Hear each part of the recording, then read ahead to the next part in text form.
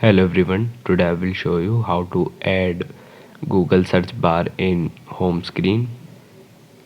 Uh, Click and hold on your home screen and then you will get three options. Click on widgets and then scroll down and search for Google bar, and here is Google. Then click on that and I have the bar now. Now I have to choose the position. For I will let's put it on top and then click on done. Now you have Google bar on home screen. If you want to remove this, just click and hold on this bar and then you will get option of remove.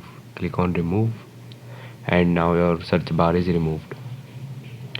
This is how you can add or remove Google search bar from home screen. Thank you everyone.